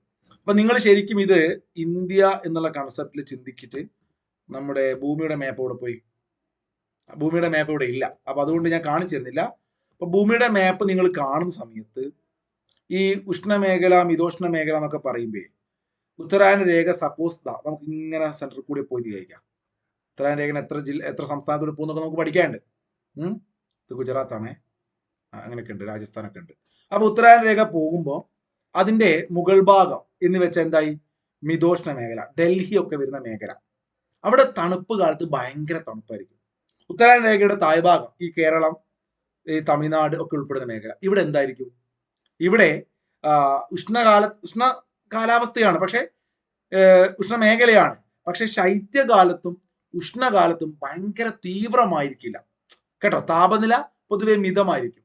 എന്നാൽ ഡൽഹിയിലോ തണുപ്പ് കാലത്ത് മിതോഷ്ണ മേഖലയിലോ ശൈത്യകാലത്തും ഉഷ്ണകാലത്തൊക്കെ താപനിലയിൽ അന്തരം പൊതുവെ കൂടുതലായിരിക്കും. ചൂട് കാലത്ത് ഭയങ്കര ചൂടായിരിക്കും, ഈ രാജസ്ഥാൻ ഡൽഹിയിൽ അവിടെയൊക്കെ. തണുപ്പ് കാലത്ത് ഭയങ്കര തണുപ്പായിരിക്കും. ആ ഒരു കൺസെപ്റ്റ് മനസ്സിലാക്കാനാണ് ഉത്തരായന രേഖയുടെ മുകൾ ഭാഗത്ത് മിതോഷ്ണ കാലാവസ്ഥയാണെന്നും, ഉത്തരായന രേഖയുടെ മുകൾ ഭാഗത്ത് സ്റ്റാർ ഇട്ട് വെക്കാം, മിതോഷ്ണ കാലാവസ്ഥ, ഡൽഹി, രാജസ്ഥാൻ അവിടെയൊക്കെ. ഉത്തരായന രേഖയുടെ തെക്ക് ഭാഗത്ത് കേരളം, തമിഴ്നാട് അവിടെയൊക്കെ എന്താണ്, ഉഷ്ണ കാലാവസ്ഥയാണ്. ഇതിനകത്ത് നല്ല ജീവിക്കാൻ ഏതാ, ഉഷ്ണ കാലാവസ്ഥയാണ്. കാരണം ഉഷ്ണ കാലാവസ്ഥയിൽ അനുഭവപ്പെടുന്ന താപനില അന്തരം പൊതുവെ അന്തരമാണ്, പൊതുവെ മിതമായിരിക്കും. ഭയങ്കര ചൂടും ഭയങ്കര തണുപ്പുണ്ടാവില്ല, അതാണ് അന്തരം. അപ്പൊ താപനിലയിലെ അന്തരം പൊതുവെ മിതമായിരിക്കും. എന്നാൽ മിതോഷ്ണ മേഖലയിലെ, മിതോഷ്ണൊക്കെ പേരേ ഉള്ളൂ, അവിടുത്തെ അന്തരം വളരെ കൂടുതലായിരിക്കും. തണുപ്പ് ഭയങ്കര കൂടുതലായിരിക്കും, ചൂട് ഭയങ്കര കൂടുതലായിരിക്കും. ഇപ്പോൾ ഞാൻ പറഞ്ഞു നിർത്തിയത് എന്താണ്, ഈ പറയുന്ന ഡൽഹി പോലുള്ള സ്ഥലങ്ങളിൽ തണുപ്പ് കൂടുതലാണ്, ചൂട് കൂടുതലാണെന്നൊക്കെ പറഞ്ഞു. അപ്പൊ ചിലരെങ്കിലും ചെയ്തിട്ടുണ്ടാവും, അല്ലേ ഊട്ടിയിലൊക്കെ ഭയങ്കര തണുപ്പാണല്ലോ, മൂപ്പരല്ല പറഞ്ഞത് മിതോഷ്ണ കാലാവസ്ഥയിലാണ് ഇതുപോലെ ഉണ്ടാവുക, ഉഷ്ണ കാലാവസ്ഥയാണ് കേരളം ഉൾപ്പെടുന്ന തമിഴ്നാട് ഉൾപ്പെടുന്ന സ്ഥലം, അപ്പൊ ഇനി ഊട്ടി തണുപ്പ് എന്താ, അല്ലെങ്കിൽ മൂന്നാറിലെന്താ തണുപ്പ്? അത് നമ്മളൊരു മൊത്തം പ്രദേശത്തെ വെച്ച് വിലയിരുത്തരുത്. തണുപ്പുണ്ടാവാൻ വേറെയും കാരണങ്ങൾ ഉണ്ടാവുമല്ലോ, അങ്ങനെ ചിന്തിക്കണം. മൂന്നാർ, ഊട്ടി തുടങ്ങിയ ഞാനൊന്ന് വായിക്കും, നിങ്ങൾ കേട്ടു നോക്കാം, മനസ്സിലാവുന്നുണ്ടോ കേട്ടോ. മൂന്നാർ, ഊട്ടി തുടങ്ങിയ സ്ഥലങ്ങളിൽ എന്തുകൊണ്ടാണ് തണുത്ത കാലാവസ്ഥ അനുഭവപ്പെടുന്നത് നിങ്ങൾ ചിന്തിച്ചിട്ടുണ്ടോ? കഴിഞ്ഞ അധ്യായത്തിൽ നിന്നൊക്കെ പറയുന്നുണ്ട്, നമ്മളത് പഠിക്കാത്തതുകൊണ്ട് പറയുന്നില്ല. അപ്പൊ കാലാവസ്ഥയെ സ്വാധീനിക്കുന്നത് ഈ പറയുന്ന മേഖല മാത്രമല്ല, വേറെയും ചില ഘടകങ്ങളുണ്ട്. അതിലൊന്നാണ് ഭൂപ്രകൃതി. നേരത്തെ പറഞ്ഞല്ലോ, ഈർപ്പവാഹിയായ കാറ്റിന്റെ ദിശയ്ക്ക് അഭിമുഖമായി നിൽക്കുന്ന പർവ്വതങ്ങൾ കാറ്റിനെ തടഞ്ഞു നിർത്തി മഴ പെയ്യിക്കുന്നുണ്ട്. നമുക്കറിയാം വയനാട് പോലെയുള്ള സ്ഥലങ്ങൾ, ഇടുക്കി പോലുള്ള ഹൈ റേഞ്ചുകളിലെ ഇവിടെയൊക്കെ വലിയ പർവ്വതനിരകൾ ഉണ്ടാവും, ഗംഭീര മഴ ഉണ്ടാവും, എപ്പോഴും മഴ പെയ്തുകൊണ്ടിരിക്കില്ലേ ചില സ്ഥലങ്ങളിലൊക്കെ. എന്തുകൊണ്ടാണ്? ഇത് ഈ പർവ്വതങ്ങള് ഈ പറയുന്ന കാറ്റിനെ തടഞ്ഞു നിർത്തുകയാണ്. സഹ്യപർവ്വനിരകളുടെ പടിഞ്ഞാറേ ചരിവായ കേരളത്തിൽ ധാരാളം മഴ ലഭിക്കുമ്പോൾ ഈ മലനിരകളുടെ കിഴക്കൻ ചരിവായ തമിഴ്നാട്ടിൽ മഴ വളരെ കുറയാനുള്ള കാരണം മനസ്സിലായോ നിങ്ങൾക്ക്? ഇവിടെ ഈ പറയുന്ന പർവ്വതനിര ഇങ്ങനെ കിടക്കുക, അപ്പൊ സഹ്യപർവ്വനിരകൾ ഇങ്ങനെ കിടക്കുമ്പോൾ കാറ്റ് ഇങ്ങനെ വരുന്നു, തട്ടുന്നു, കേരളത്തിൽ ഇങ്ങനെ പെയ്യുന്നു. കടലിന് തൊട്ടടുത്താണല്ലോ കേരളം കിടക്കുന്നത്, ഇവിടെ ഗംഭീര മഴ പെയ്യും. ഈ കാറ്റ് അപ്പുറത്തേക്ക് പോകുന്നില്ല, അതുകൊണ്ട് അവിടെ മഴ കിട്ടുന്നില്ല. നമ്മൾ ഈ മുല്ലപ്പെരിയാർ വിഷയം വരുമ്പോൾ തമിഴ്നാട് അല്ലെ, അവിടെ കൃഷി മുടങ്ങും, അവർ പട്ടിണിയാവും എന്നൊക്കെ പറയാൻ കാരണം മനസ്സിലായി നിങ്ങൾക്ക്? അവിടെ വെള്ളമില്ല, മഴയില്ല, അതുകൊണ്ടാണ് കേട്ടോ. അപ്പൊ മഴ നിയൽ പ്രദേശങ്ങൾ നമ്മൾ പലപ്പോഴും കേട്ടതാണ്. ചിലരുടെ ധാരണ മഴ ഉള്ള സ്ഥലമാണെന്നാണ്, മഴയുടെ നിഴൽ എന്നാ പറഞ്ഞല്ലേ. ഇവിടെ നിങ്ങൾ കണ്ടോ, ഈ പറയുന്ന കേരളത്തിന്റെ ഞാൻ ഇപ്പം പറഞ്ഞ കൺസെപ്റ്റ് ചിന്തിച്ചാൽ മതി. കാറ്റ് ഇങ്ങനെ അടിക്കുന്നു, ഈ പർവ്വതനിരയിൽ തട്ടുന്നു, മഴ പെയ്യുന്നു. അപ്പൊ നേരെ ഓപ്പോസിറ്റ്, ഈ പർവ്വതത്തിന്റെ ഓപ്പോസിറ്റ് ഭാഗത്ത് എന്ത് സംഭവിക്കും? അവിടെ കാറ്റിട്ട് അടിക്കുകയില്ല, മഴയിട്ട് പെയ്യയില്ല. അങ്ങനത്തെ ചില ഏരിയകൾ ഉണ്ടാവും അല്ലെ. കേരളത്തിലെ മഴ നിഴൽ പ്രദേശം നമ്മൾ എപ്പോഴും PSC പരീക്ഷയിൽ ചോദിക്കുന്ന ഒരു സ്ഥലമുണ്ട്, ഇടുക്കിയിലാണത്. ഒന്ന് കമന്റ് ചെയ്തേ, മഴ നിഴൽ പ്രദേശം അറിയുന്നവർ, ജസ്റ്റ് അറിയാം എല്ലാവർക്കും, ഒന്ന് കമന്റ് ചെയ്തേ. അപ്പൊ മഴ നിഴൽ പ്രദേശങ്ങൾ എന്നാണ് ഇത്തരം മഴ കുറവായ ഇത്തരം പ്രദേശങ്ങൾ അറിയപ്പെടുക കേട്ടോ. അപ്പൊ അത് നിങ്ങൾ കമന്റ് നോക്കിയാൽ മതി. ഞാൻ പറഞ്ഞു വന്നത്, ഊട്ടിയൊക്കെ കാരണം എന്താണ്? ഹൈ റേഞ്ച്, നമ്മൾ പറയില്ലേ ചായയുടെ സ്വാദ് കൂടുന്ന പറയും, ഉയരം കൂടുന്തോറും ലാലട്ടെ. അപ്പൊ അതുപോലെ നമ്മൾ ഉയരത്തിലേക്ക് പോകും തോറും നമുക്കറിയാലോ അവിടെ തണുപ്പ് വരാൻ സാധ്യതയുള്ളത് ആ ഒരു ഭൂപ്രകൃതി കൊണ്ടാട്ടോ. അതല്ലാതെ കുട്ടനാടില് അതുപോലെ തണുപ്പുണ്ടാവുമോ? ഊട്ടി, മൂന്നാർ പോലെ ഇല്ല. അപ്പൊ അത് ആ ചിന്ത വെച്ച് മനസ്സിലാക്കുക. അതുപോലെ തന്നെ മഴനിഴൽ പ്രദേശങ്ങൾ എന്താണോ അതിന്റെ കാര്യം മനസ്സിലാക്കുക. നോക്കൂ, പർവ്വതനിരകൾക്ക് സമാന്തരമായി ഈർപ്പവാഹിയായ കാറ്റ് വീശുന്നിടങ്ങളിൽ തടസ്സങ്ങളില്ലാത്തതിനാൽ കാറ്റ് മഴ പെയ്യിക്കാതെ കടന്നു പോകുന്നു. രാജസ്ഥാനിലെ ആരവല്ലി മലനിരകൾ ഉൾപ്പെടുന്ന പ്രദേശം മരുഭൂമിയായി മാറിയതിന് പിന്നിലെ കാരണം ഇതാണ്. ഇതൊക്കെ പലപ്പോഴും നമുക്ക് അറിയാത്തൊരു കൺസെപ്റ്റ് കൂടിയാണ്. ഒരിക്കലൊന്ന് വായിച്ചു പോയാൽ മക്കളെ മറന്നു പോകില്ല. ഇപ്പൊ ഞാൻ ഊട്ടിയുടെ കാര്യവും കേരളത്തിലെ വയനാട്, ഇടുക്കി മേഖലയിലെ മഴയുടെ കാര്യമൊക്കെ പറഞ്ഞു. നമുക്ക് ആരവല്ലി പർവ്വതനിരകൾ, അതിന്റെ ഫോട്ടോ കണ്ടാൽ കുറച്ചുകൂടി മനസ്സിലാവും. രാജസ്ഥാനിൽ ആ മേഖലയിലുള്ള ആരവല്ലി പർവ്വതനിരയുണ്ട്. അപ്പൊ അവിടെ പർവ്വതനിരയുണ്ട്. ഈ പറയുന്ന നമ്മുടെ പടിഞ്ഞാറ് ഭാഗത്ത് നിന്ന് അല്ലെങ്കിൽ അറബിക്കടൽ ഉൾപ്പെടുന്ന മേഖലയിൽ നിന്ന് കാറ്റടിച്ച് അങ്ങോട്ട് പോകും. പാകിസ്ഥാനിൽ അവിടെയുള്ള മേഖലയിൽ നിന്നൊക്കെ കാറ്റ് വരും. പക്ഷെ എന്നിട്ടും അവിടെ എന്തുകൊണ്ട് മഴയില്ല ഈ താർ മരുഭൂമി പോലുള്ള സ്ഥലങ്ങളിൽ ചോദിച്ചു കഴിഞ്ഞാല് അതിന്റെ ഒരു ഉത്തരമാണ് ഇവിടെ കൊടുത്തത്. എന്താണ് ആ കൺസെപ്റ്റ്? പർവ്വതനിരകൾക്ക് സമാന്തരമായി ഈർപ്പവാഹിയായ കാറ്റ് വീശും. അവിടെ വേറെ പർവ്വതങ്ങൾക്ക് സമാന്തരമായിട്ട് തടസ്സങ്ങളൊന്നും ഇല്ലാന്ന് കരുതുക. താർ മരുഭൂമി ഇങ്ങനെ ഫ്ലാറ്റ് ആയി കിടക്കല്ലേ. അപ്പൊ ഈ ഈർപ്പവാഹിയായ കാറ്റ് എവിടെയും തട്ടി പെയ്യാതെ അങ്ങ് പോകും. ശരിക്കും അവിടെ മഴ പെയ്യാണ്ട് അതിന്റെ മുകളിലൂടെ കടന്നു പോവുകയാണെന്ന് ചിന്തിക്കുക. അപ്പൊ ക്ലിയറോ? മനസ്സിലായോ? അങ്ങനെ തടസ്സങ്ങളില്ലാതെ കാറ്റ് മഴ പെയ്യിക്കാതെ കടന്നു പോകും. അങ്ങനെയാണ് രാജസ്ഥാനിലെ ആരവല്ലി മലനിരകൾക്ക് ഉൾപ്പെടുന്ന പ്രദേശം മരുഭൂമിയായിട്ട് മാറിയത് കേട്ടോ.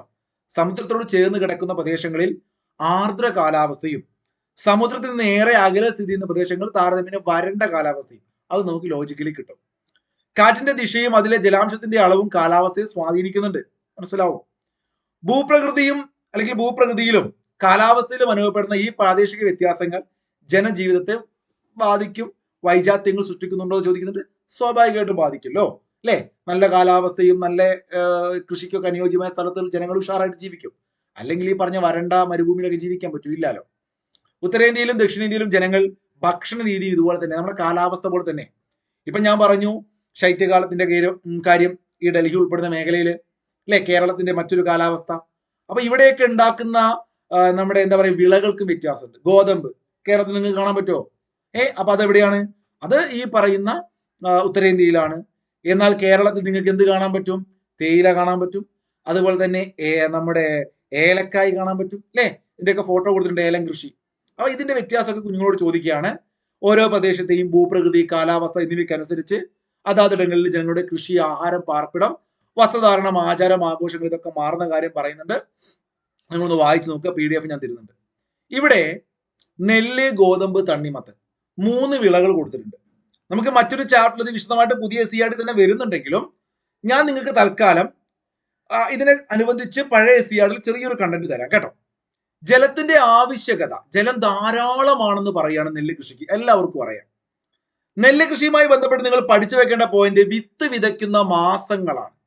ജൂൺ മാസത്തിലാണ് നെല്ല് കൃഷിയുമായി ബന്ധപ്പെട്ട് വിത്ത് വിതയ്ക്കേണ്ടതെന്ന് പഠിച്ചു വെക്കണേ. സെപ്റ്റംബറിലാണ് വിളവെടുക്കുക. ഗോതമ്പിനെ കുറിച്ച് പറയുകയാണെങ്കിൽ മിതമായ അളവിൽ ജലം മതി. ഒക്ടോബർ, ആ തണുപ്പുള്ള സമയം ഉണ്ടല്ലോ, ആ സമയത്താണ് വിത്ത് വിതയ്ക്കുക. അതുപോലെ തന്നെ മാർച്ച് മാസം, തണുപ്പൊക്കെ വിട്ടു പോകുന്ന ഒരു സമയം, വെയിൽ വരുന്ന, ചൂട് വരുന്ന ആ സമയത്താണ് വിളവെടുക്കുക. തണ്ണിമത്തന്റെ കേസ് വന്നു കഴിഞ്ഞാൽ വിരളമായി മഴ ലഭിക്കുന്ന പ്രദേശങ്ങളിൽ ജലസേചന സൗകര്യം ഉണ്ടെങ്കിൽ എന്ത് ഉണ്ടാക്കാം? തണ്ണിമത്തൻ ഉണ്ടാക്കാം. എന്ന് വെച്ചാൽ ആ വേനൽക്കാലം ഏപ്രിൽ മാസം, മാർച്ച് കഴിഞ്ഞിട്ട് ഏപ്രിൽ മാസം തുടങ്ങുന്നു, ജൂൺ മാസം വരെ ഉണ്ടാവും. ഇത് കുറച്ചുകൂടി വ്യക്തമായിട്ട് പറഞ്ഞു കഴിഞ്ഞാൽ പഴയ SCERTയിൽ നമുക്ക് ഈ രാജ്യത്തിന്റെ മൊത്തം വിളകളെ 3 തിരിക്കാം. സീസൺ അനുസരിച്ച്, കാലാവസ്ഥ, ആ ഒരു എന്താ പറയുക കാർഷിക കാലങ്ങൾ എന്ന് പറഞ്ഞുകൊണ്ട് ഖാരിഫ് വിളകള്, റാബി വിളകള്, സൈദ് വിളകള്. അപ്പൊ ഇത് ഈ ഒരു ചാപ്റ്ററിലല്ല, പക്ഷെ ഇതിന്റെ കൂടെ അഡീഷണൽ അങ്ങ് പഠിച്ചു പോവുക. PSC പരീക്ഷകളുടെ ഷുവർ ക്വസ്റ്റൻ ആണ്. ഇത് മുമ്പത്തെ ഒരു ക്ലാസിന്റെ PDF ഞാൻ ഉൾപ്പെടുത്തിയ, ഞാൻ മുമ്പ് എടുത്ത ക്ലാസ് ആയിരുന്നു, അതുകൊണ്ടാണ് ഇവിടെ വരച്ചൊക്കെ വെച്ചത്. അന്ന് ഞാൻ ഇങ്ങനെ വരയ്ക്കാൻ കാരണം ഇത് ഞാൻ ഉണ്ടാക്കിയ കോഡൊന്നുമല്ല, ഞാനൊരു കോഡ് പറഞ്ഞുതരാം. ഖാരിഫ് വിള എന്ന് പറഞ്ഞു കഴിഞ്ഞാൽ ഈ പറയുന്ന ജൂൺ മാസത്തിൽ വിളയിറക്കിയിട്ട് നവംബർ ആദ്യവാരം, നേരത്തെ പറഞ്ഞ സെയിം നെല്ലിന്റെ ആലോചിച്ച മതി അല്ലെ, വിളവെടുക്കുന്ന ഒരു പീരീഡ് ആണ് ഖാരിഫ് വിള. ഏതൊക്കെയാണ് ഖാരിഫ് വിളകൾ? ഇതാണ് PSC പരീക്ഷയിലെ 10th, +2, ഡിഗ്രി ലെവലിൽ വരെ സ്ഥിരം ചോദിക്കാറ്. അപ്പൊ എങ്ങനെ പഠിക്കാം? പനിച്ച എനക്ക് ചോറും ബാജിക്കറിയും മതി. സത്യത്തിൽ കഴിഞ്ഞൊരു 10 ദിവസങ്ങളായി എനിക്ക് നല്ല പനിയാണ്. ആരോഗ്യ പ്രശ്നങ്ങൾ ഉണ്ടെങ്കിലും ക്ലാസ് എടുക്കുകയാണ്. നിങ്ങൾക്ക് ക്ലാസ്സുകൾ മുടങ്ങണ്ടെന്ന് കരുതിയിട്ട് മാത്രം. അപ്പൊ അതുകൊണ്ട് കൂടി നിങ്ങൾക്ക് ക്ലാസ്സുകൾ ഇഷ്ടപ്പെട്ടാൽ ലൈക്ക് ചെയ്യാനും നിങ്ങളുടെ ഫ്രണ്ട്സിന് അയച്ചു കൊടുക്കാനൊന്നും മറക്കരുതേ, കമന്റ് ചെയ്യാൻ. അപ്പൊ പനിച്ച എനക്ക് ഏതോ നല്ല ഒരു സുഹൃത്ത് ഉണ്ടാക്കി വെച്ച കോഡാണ്, കേരളത്തിൽ എല്ലാവർക്കും അറിയുന്ന കോഡാണ് പനിച്ച എനക്ക്. ഇഷ്ടമുണ്ടെങ്കിൽ എടുക്കാം. വേറൊരു കോഡ് ഞാൻ ഉണ്ടാക്കിയിരുന്നു, പക്ഷെ ഇത് കുറച്ചുകൂടി ഹിറ്റായ കോഡാണ് ഞാൻ ഇത് പറയുന്നത്. ഇതിന്റെ കോഡല്ല, എന്റെ കോഡ് വേറെ ഉണ്ട്. അപ്പൊ പ എന്ന് കേട്ടാൽ പച്ചക്കടൽ കൊടുത്തുണ്ട് നിങ്ങൾ. പരുത്തി, പരുത്തി, നിലക്കടല, ചണം, പനിച്ച. പരുത്തി, ചണം, നിലക്കടല, പനിച്ച. പരുത്തി, ചണം, അല്ലെ, നിലക്കടല, പനിച്ച. എനക്ക്, എനക്ക എന്ന് പറഞ്ഞാൽ തമിഴ്, നമ്മുടെ കണ്ണൂർ സ്ലാങ്ങിലൊക്കെ പിടിക്കണം. എനക്ക് അല്ലെ. എള്ള്, എള്ളൂരം, എള്ള്. നെല്ല്, എള്ള്, നെല്ല്, കരിമ്പ്. പനിച്ച എനക്കാ, പനിച്ച എനക്ക് എള്ള്, നെല്ല്, കരിമ്പ്. പറഞ്ഞു നോക്കണേ, കണ്ണു പൂട്ടിയിട്ട് ഒന്ന് പറഞ്ഞു നോക്ക്. പനിച്ച എനക്ക ചോറും ബാജിക്കറിയും. ചോളം അല്ലെ, ചോളം. എന്താ സാധനം? ദാ ഇവിടേക്ക് നോക്കിയേ, ഇവിടെ 3 കൊടുത്തിട്ടുണ്ട്. ഇതിലില്ലാതെ മാഷേന്ന് ചിന്തിക്കണ്ട. ഇതിനകത്ത് തിനവിളകൾ എന്ന് കാണാം. എന്താണ്? ചെറുധാന്യങ്ങളെയാണ് തിനവിളകൾ എന്ന് പറയാം.